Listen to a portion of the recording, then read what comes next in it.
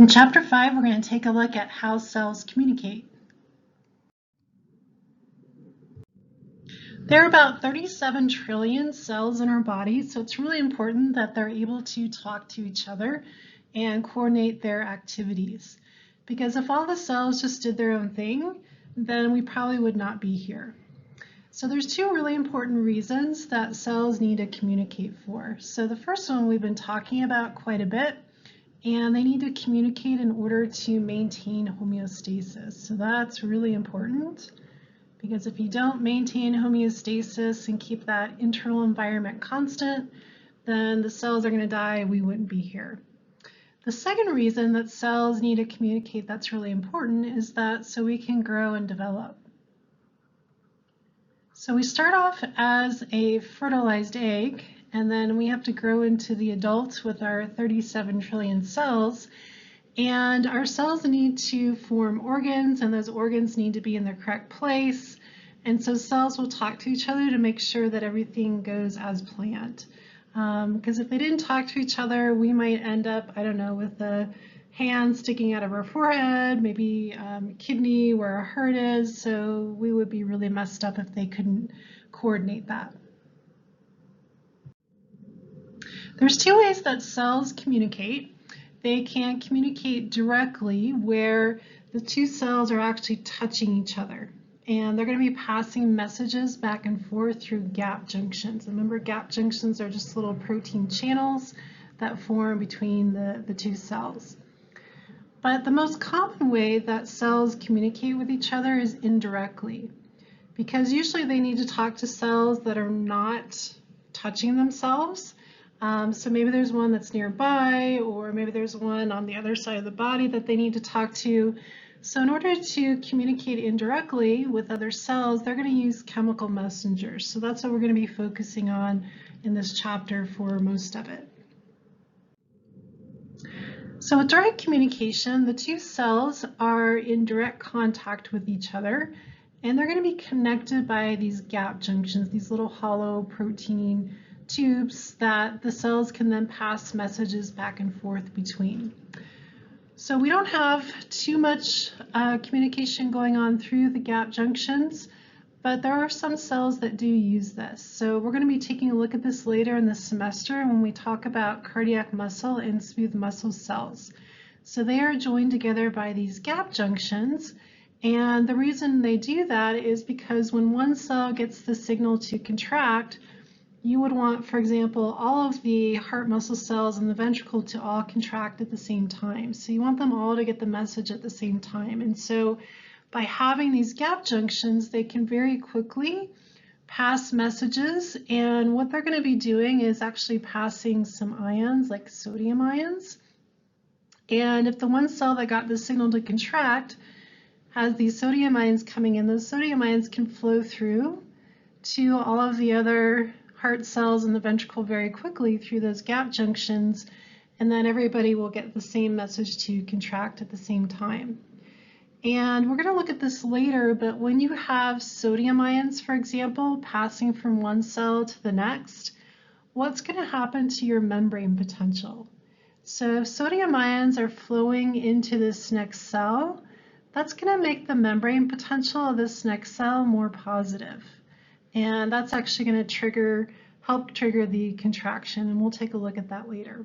So that's called electrical coupling of cells when you're passing these ions and changing the membrane potential. But most cells are going to be communicating indirectly because they're not directly contacting each other. So they have to send some chemical messengers to talk to the other cells. And just a term that we're going to be using for chemical messenger, the word ligand. So ligand is just a very general term. It just means anything that binds to a protein reversibly.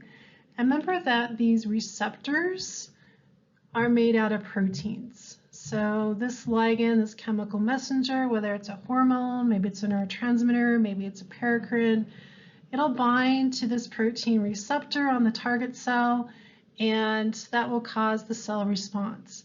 And the ligand will just bind and then fall off. So it's not going to be there permanently.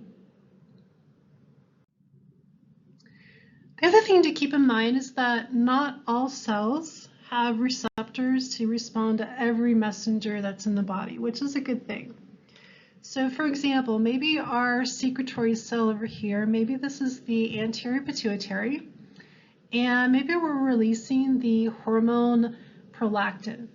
And prolactin will go through the bloodstream, and the target cells for prolactin happen to be the mammary gland cells. So those cells have the receptor for prolactin, and prolactin binds and tells the mammary gland cells to make milk.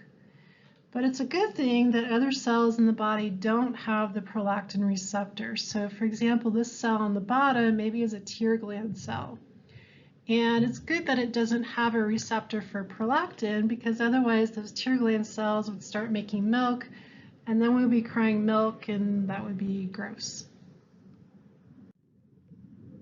There's a couple of ways to classify our chemical messengers. So we're going to look at classification by function first.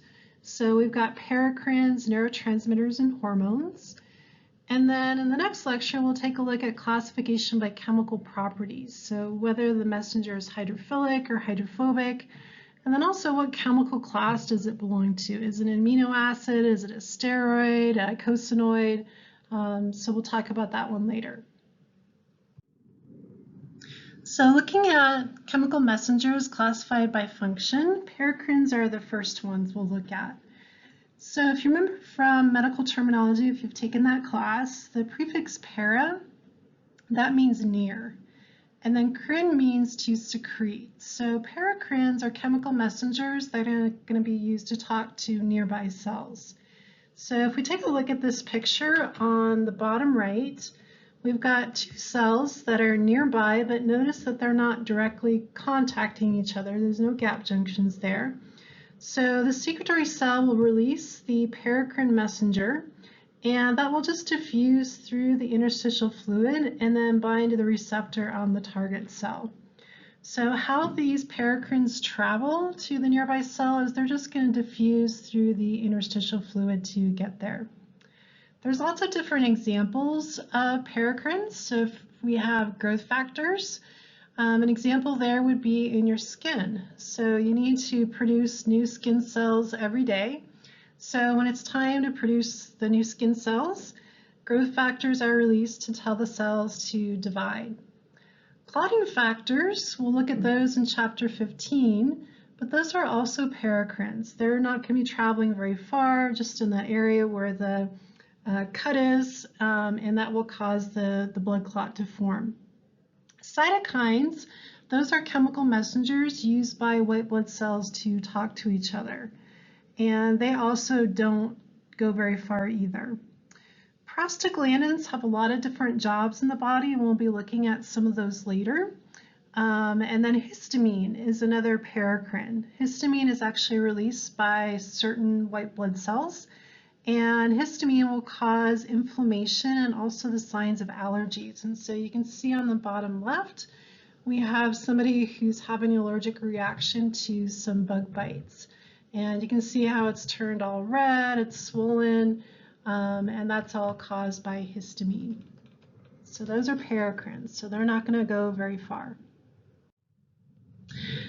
Just a subset of a paracrine is called an autocrine. So auto meaning self, crine means to secrete. So this is where a cell is going to talk to itself. So just like we talk to ourselves sometimes, cells will do the same thing. So you can see on this picture on the bottom, we have this cell releasing the autocrine messenger, and it actually binds to a receptor on the same cell. Okay, so it'll be talking to itself. So this is used, for example, in the white blood cells, and they use this to rev themselves up to go after the invaders. So they're like, yeah, come on, you can do this, we got this, go get them. And so that's what they're doing with these autocrines. They're just kind of, getting themselves excited to go to battle with the invaders. Our next classification by function would be neurotransmitters. So these are released by neurons. And at the end of the axon of a neuron, which we're going to get to in chapter 7, there's this axon terminal where the neurotransmitters are stored, and when the message comes down, the neurotransmitter is going to be released into this little gap here called a synaptic cleft. And that's just going to be a very short distance that the neurotransmitter will diffuse across, and then the neurotransmitter will bind to a receptor on the target cell. So whether that's a muscle or a gland or something like that. So neurotransmitters do not travel very far either. So paracrines and neurotransmitters are going short distances. And then our last classification by function are hormones. So these are going to be secreted by endocrine glands, and these hormones will go into the bloodstream, and that'll take the hormones all over the entire body. So these hormones will travel long distances. So these are the only ones that go long distance. Everything else is going to go a short distance. So that's a good thing to remember. And then a subset of hormones are neurohormones. These are really interesting. These are hormones that are produced by neurons. So the neurons will produce these neurohormones and secrete them into the bloodstream, and then they can go to wherever their target is by the blood. So all of our hypothalamic hormones and the posterior pituitary hormones, which we're going to learn about those in the next chapter, those are all neurohormones. So those are all produced by neurons and then secreted into the blood. And then this table is really good to study. It has all of the classes, the functional classes of chemical messengers. So I've got the paracrines, neurotransmitters, hormone, and then I would just know, who's producing those, how far they're traveling, short or long distances, and then how they're getting there. Are they just diffusing or are they traveling by the blood? And then the very last column in this table where we have, the chemical messenger by classification, you don't have to memorize that at all. Okay, I'm not going to ask you that.